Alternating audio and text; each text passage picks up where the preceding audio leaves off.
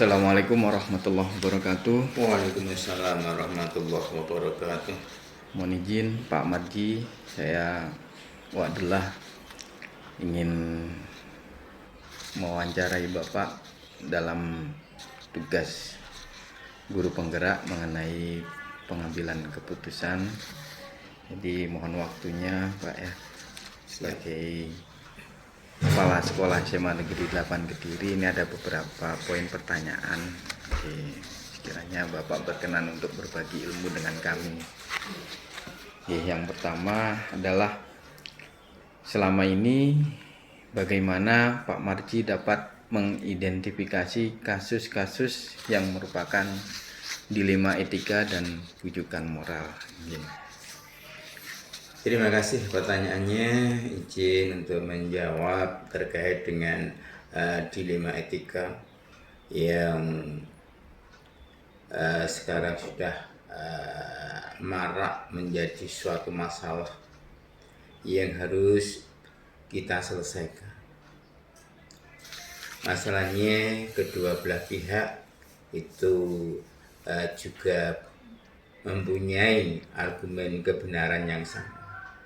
Makanya kita harus hati-hati dalam menyelesaikan masalah dilema etika. Untuk itu, agar ini nanti punya solusi yang baik, maka kita harus bisa mendeteksi masalah. Yang pertama, apa yang muncul dalam masalah itu.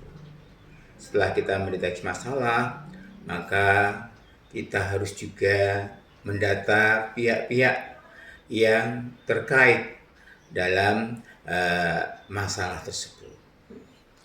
Selanjutnya, kita bisa mengidentifikasi dampak atas masalah yang dihadapi.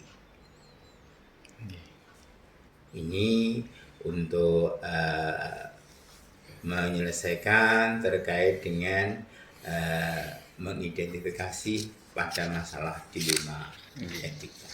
Terima kasih Bapak jawabannya. Terus kemudian, bagaimana Pak Marji menjalankan pengambilan keputusan di SMA Negeri 8, terutama untuk kasus-kasus ada dua kepentingan yang sama-sama benar atau sama-sama mengandung nilai kebajikan?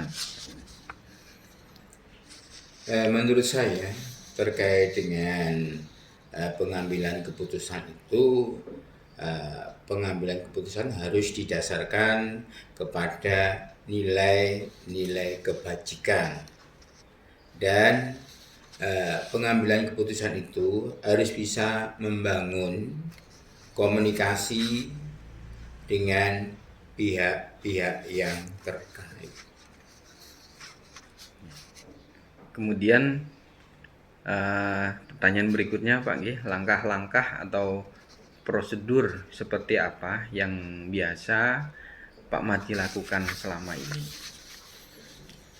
Yang saya lakukan yaitu melaksanakan konfirmasi dan komunikasi dengan pihak-pihak yang terkait, yaitu dengan memberikan paparan masalah yang ada, menentukan jenis keputusan yang akan diambil, dan melakukan uji atas keputusan yang diambil. Nah, pertanyaan berikutnya Pak, hal-hal apa saja yang selama ini Pak Marji anggap efektif dalam pengambilan keputusan pada kasus-kasus dilema etika? Ya,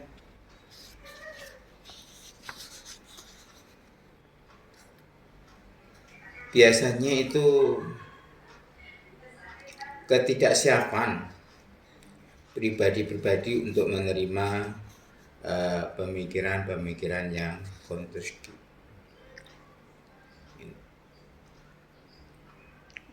Kemudian hal apa saja yang selama ini merupakan tantangan dalam pengambilan keputusan pada kasus-kasus dilema etika, Pak Marji?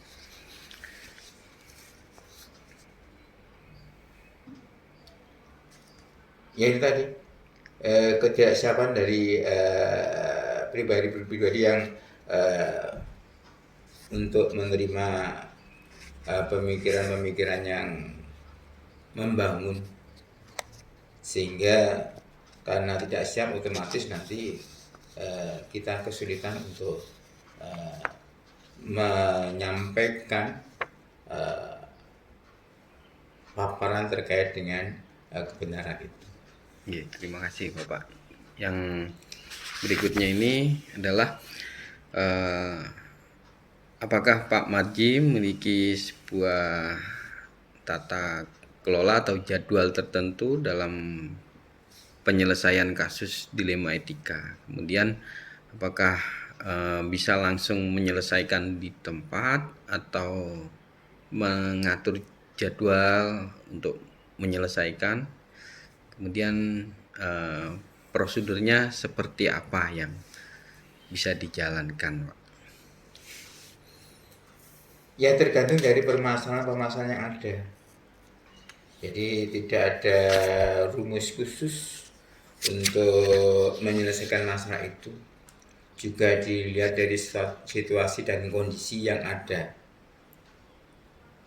Tapi pada prinsipnya lebih bersifat dinamis, ya berdasarkan kebutuhan dari permasalahan yang ada, secara prinsip menyesuaikan dengan kondisi yang ada. Ini masih seputar pengambilan keputusan Pak Marji.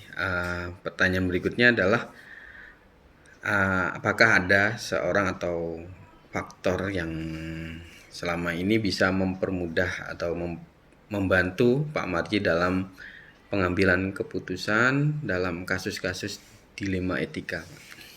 Ya yang jelas ya, kita meminta bantuan dari stakeholder yang ada di sekolah, yaitu mulai dari atasan kita, ada cabang dinas pendidikan, ada dinas pendidikan provinsi Jawa Timur, dan rekanan kita yaitu komite sekolah dan serta peran serta dari orang tua. Terima kasih Bapak, ini pertanyaan terakhir mungkin sebagai inti dari wawancara kami ya. Dari semua tahapan wawancara ini mungkin ada pembelajaran yang atau pengalaman yang bisa diambil atau yang dipetik oleh Pak Marji selaku Kepala SMA Negeri 8 dalam pengambilan keputusan dilema etika ini, Pak? Yang jelas dalam pengambilan keputusan kita harus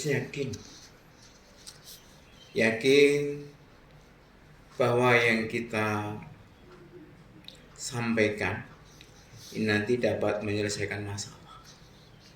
Tanpa keyakinan, maka masalah itu akan lebih luas. Sehingga dengan keyakinan itulah maka kita bisa mengedepankan komunikasi yang baik. Oke. Terima kasih Bapak, mohon maaf telah mengganggu waktunya dan mudah-mudahan bisa menginspirasi kami sebagai calon guru penggerak dalam menyelesaikan tugas-tugas di guru penggerak ini, Pak. Amin, amin, amin. Nggih. Terima kasih Pak waktunya. Nggih. Mohon maaf. Sama-sama. Nggih. Assalamualaikum. Waalaikumsalam warahmatullahi wabarakatuh. Monggo, Pak. Nggih.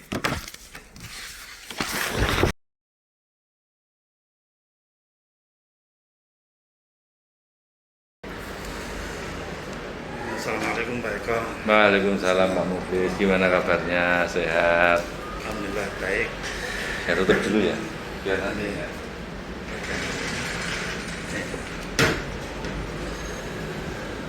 Ini saya dari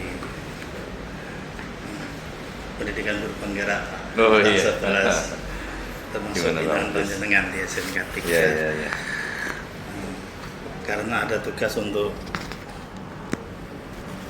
wawancara dengan Bapak Kepala Sekolah atau Ibu Kepala Sekolah di 2 sekolah atau 3 sekolah. Oleh karena itu saya hari ini akan wawancara terkait dengan pengambilan keputusan ya, yang tentunya mengandung nilai-nilai kebajikan gitu. Ada beberapa pertanyaan yang perlu saya sampaikan ke Bapak, sekaligus nanti juga untuk menambah pengalaman dari saya dari pandangan usaha. Yang pertama itu, selama ini bagaimana Pak Eko di dalam mengidentifikasi kasus-kasus yang merupakan dilema etika. Terima kasih Pak Muflis untuk bagaimana mengidentifikasi kasus-kasus terkait dengan dilema etika. Itu tentu saja yang saya lakukan adalah saya pelajari. Jadi saya akan pelajari kasus itu, kasus yang timbul atau kasus yang nampak itu akan saya pelajari.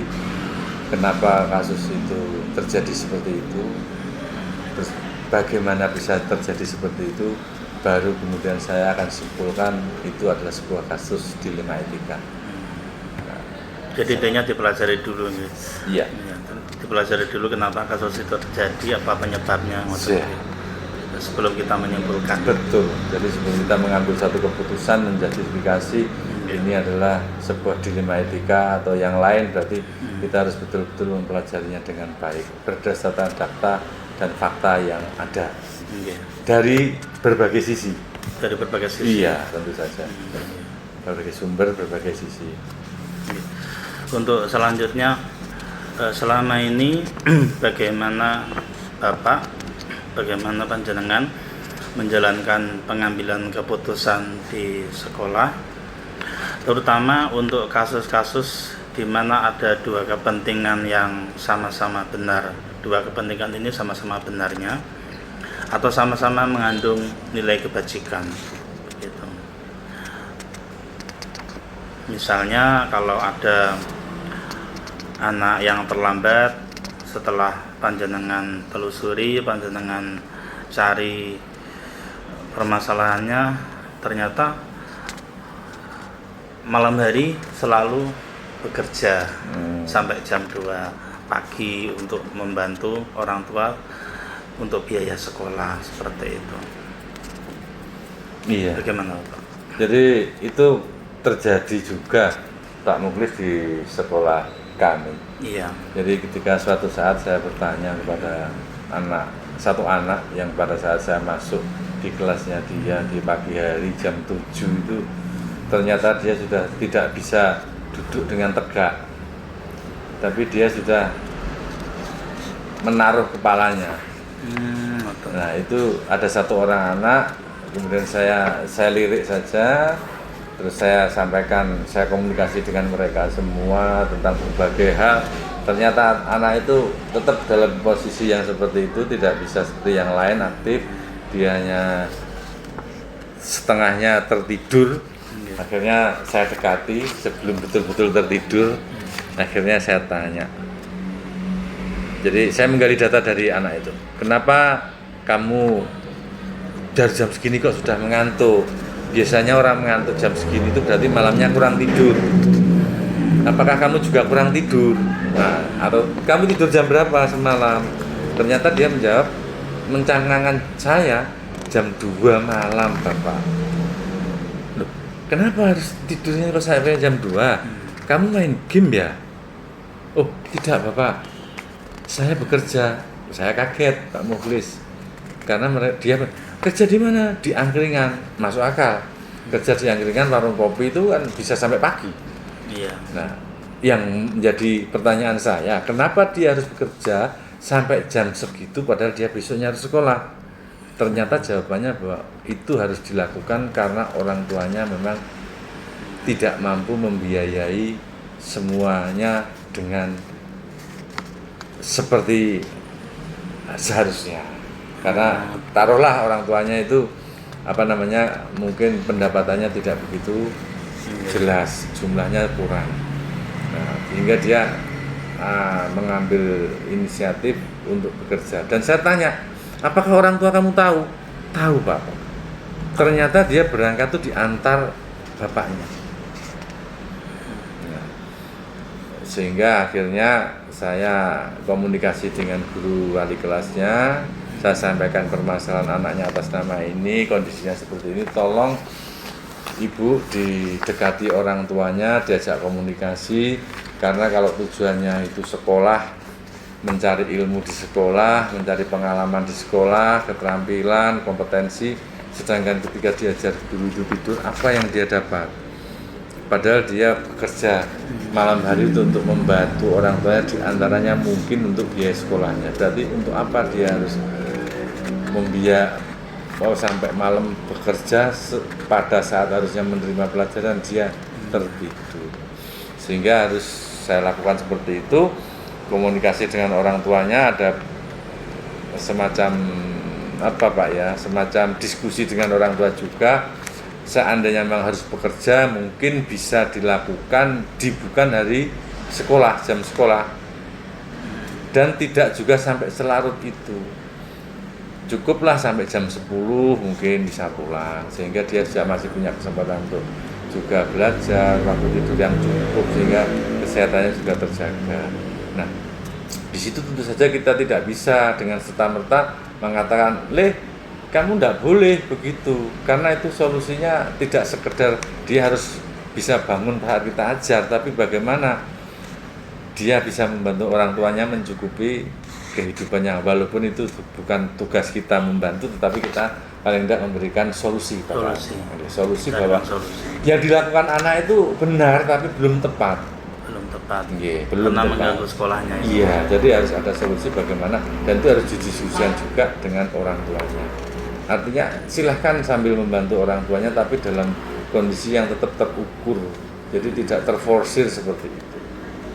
Jadi kita harus mempelajarinya dengan baik, Bapak, sebelum kita memutuskan bahwa ini tidak, ini iya. Tidak bisa kita hanya yang nampak dia ngantuk kita hukum karena dia ngantuk saat diajar, tidak bisa. Jadi kita harus menggali data, mempelajari sebanyak mungkin kenapa dia seperti itu. Itu Bapak yang saya lakukan. Jadi dengan kejadian yang pernah panjenengan ketahui, ada siswa yang mengantuk saat pelajaran itu, ternyata akhirnya panjenengan telusuri, panjenengan cari datanya, apa penyebabnya. Ternyata dia kalau malam sibuk untuk bekerja dalam rangka membantu orang tua, agar tetap bisa sekolah.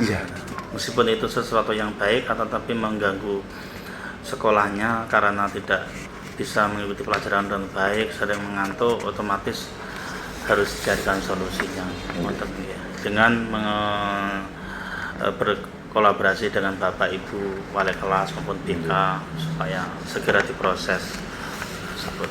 Kemudian yang ketiga, Bapak, untuk langkah-langkah atau prosedur seperti apa yang biasa panjenengan lakukan selama ini? Kelihatannya sudah masuk ke jawaban tadi. Iya. Dan yang keempat, hal-hal apa saja yang selama ini Anda anggap panjenengan anggap efektif dalam pengambilan keputusan pada kasus-kasus dilema etika? Yang panjenengan anggap efektif itu cara pengambilan keputusannya seperti apa? Iya. Jadi untuk pengambilan keputusan yaitu tadi Pak, kita harus peduli. Ya, berbasis peduli dulu dengan anak. Anak ini kenapa ya? Harusnya dia semangat, tapi kenapa dia tidak bersemangat? Berarti kita harus peduli dengan anak itu. Harus peduli. Iya. Tetapi di sana ternyata ada aturan yang tidak bisa kita lepaskan juga.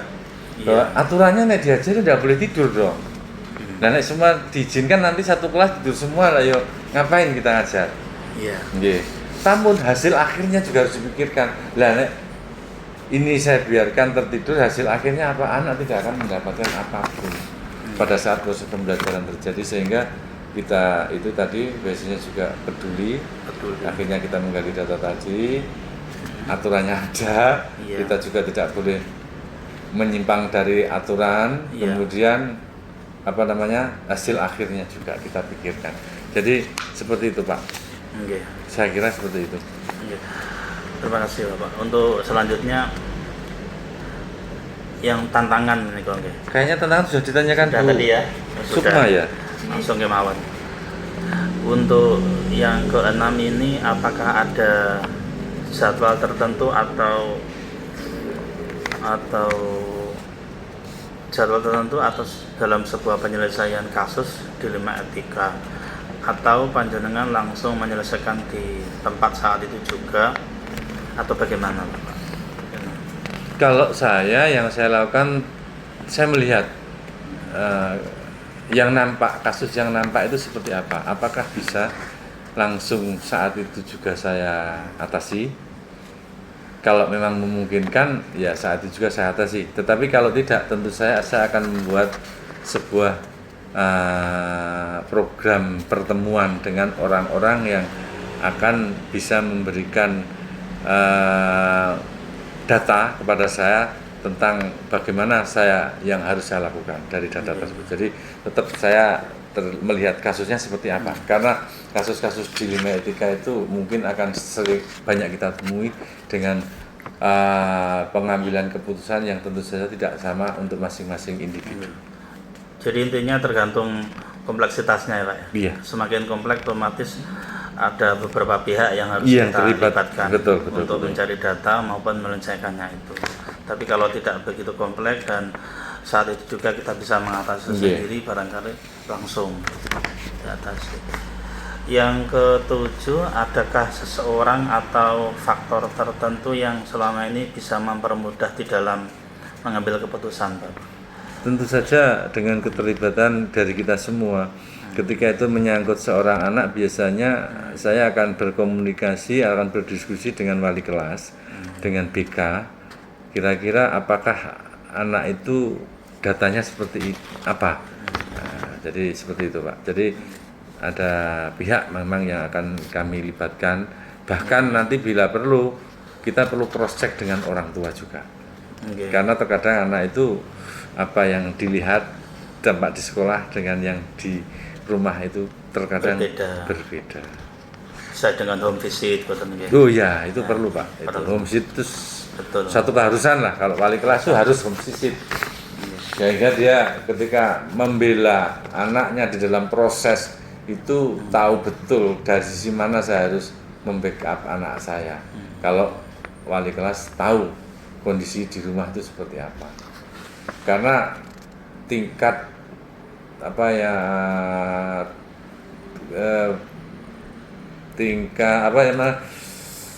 yang nampak di anak-anak itu terkadang dipengaruhi oleh di rumah dia itu kondisinya seperti apa. Jadi kadang-kadang kita harus bisa, kalau tanpa melihat di rumahnya kondisinya seperti apa, kita seringkali nanti justifikasi awal terlalu dini menjustifikasi dan kadang kurang tepat. Padahal belum tentu benar. Betul sekali. Dan yang terakhir Bapak Meniko, pembelajaran apa yang bisa panjenengan petik dari pengalaman panjenengan di dalam mengambil keputusan? dilema etika, pembelajaran yang bisa panjenengan ambil. Iya Pak, ternyata sesuatu kasus yang nampak itu terkadang tidak seperti itu adanya. Artinya ketika seseorang itu mungkin kasus yang tadi melanggar suatu aturan, itu sebenarnya bukan berarti anak itu memang tipenya pelanggar aturan. Justru dia merupakan anak yang berbakti karena suatu sebab dia terpaksa aturan itu tidak sengaja terlanggarkan oleh dia. Jadi sehingga kita harus hati-hati sekali ketika mengambil keputusan terhadap sesuatu peristiwa dilema etika ini. Jadi kita harus betul-betul mempelajari dengan sebaik-baiknya dari segala sisi dengan data yang akurat sehingga kita bisa memberikan menarik kesimpulan yang benar sehingga keputusan dan kebijakan yang kita ambil itu betul-betul tepat. Tidak kebijakan yang salah yang bisa jadi akan membuat anak itu nanti patah arah. Aku harus berbuat baik ternyata salah nih. Jangan sampai terjadi. Iya. Gitu Pak. Iya. Nah, jadi saya berusaha bantu orang tua kalau sama guru disalahkan. Kenapa? Karena aku telat sekolah. Salahnya kan telat sekolah, tapi dia membantu orang tua kan tidak salah. Tapi karena memang keadaan saat itu. Jadi sehingga kita perlu mempelajari segala sesuatunya itu dari yang paling mendasar mengapa masalah itu muncul sehingga kita harus gali data sebanyak-banyaknya. Jadi intinya dengan seringnya panjenengan menghadapi masalah seperti ini, akhirnya lebih hati-hati dan tidak ceroboh, mesti beratnya seperti itu ya. Betul. Hati-hati di dalam menggali data dan juga menyelesaikannya, dan sehingga paling tidak yang panjenengan putuskan itu sesuatu yang paling tepat. Sudah berdasarkan data-data yang akurat. Saya kira itu Bapak, terima kasih atas jawabannya. Mudah-mudahan menjadi pengalaman yang terbaik buat saya dan juga buat teman-teman saya yang ada di sini. Dan ke depannya mudah-mudahan semakin baik dan mudah-mudahan teman-teman juga nanti ke depan pendidikan CGP-nya bisa berjalan lancar dan lulus semua. Dan ilmunya bermanfaat. Amin Pak Mukhlis, saya juga begitu. Saya mohon maaf sekiranya apa yang penjenengan inginkan dalam sesi wawancara. Jenengan saat ini juga menggali data juga. Itu ada kekurangan, kegelapan atau kata-kata saya yang kurang berkenan. Cuman saya hanya titip pesan aja ketika sudah bergerak untuk menjadi guru penggerak, pantang mundur, pantang menepi sebelum tujuan tercapai. Nah, tujuannya bukan apa-apa, hanya agar bagaimana saya melayani anak lebih baik. Bukan tujuan yang lain terkait dengan jabatan atau apapun. Jadi itulah tujuan guru penggerak yang utama. Jadi bukan untuk jabatan tapi untuk bagaimana agar saya melayani siswa saya lebih baik. Sehingga anak-anak saya itu nanti punya pengalaman, punya ilmu, punya keterampilan yang sesuai dengan zamannya. Dan untuk itu penjenengan semua harus berjibaku. Selain pinter membagi waktu, penjenengan juga pinter juga ngomong rasa. Karena tidak semua guru itu suka dengan guru penggerak. Artinya. Jadi itu yang harus penjenengan sadari. Karena kadang-kadang memang seperti itu yang terjadi di lapangan. Nah, harapannya itu bisa berubah ketika besok jenengan itu dalam proses itu berjalan dengan lancar, baik, sukses, justru mampu menggerakkan teman-teman yang awalnya mungkin tidak suka itu pingin menjadi guru penggerak. Gitu. Jadi memang guru penggerak itu ya itulah seorang guru. Filosofinya Ki Hajar Dewantara guru penggerak itu. Gitu. Nah, saya kira seperti itu. Terima kasih Pak Mukhlis, jenengan kemarin mendaftar akhirnya lolos. Mudah-mudahan jenengan Bu Sukma dan Pak Abdullah diberikan kelancaran di dalam menempuh guru penggeraknya. dan kelak akan sukses melayani anak-anak kita semua dimanapun berada, lebih baik, lebih siap untuk membekali dirinya menghadapi tantangan kehidupan di masa yang akan datang. Masalah jabatan tidak usah dikejar, kalau waktunya ya akan datang dengan sendiri. Karena mengejar belum tentu berarti pas, tapi kalau datang dengan sendirinya itu berarti memang waktunya. Saya kira itu ngapunten. Wakili teman-teman juga terima kasih. Sama-sama. Maaf sekali lagi. Maaf nggih, Pak Abdullah. Nggih. Sama-sama. Nggih. Itu diminum dulu.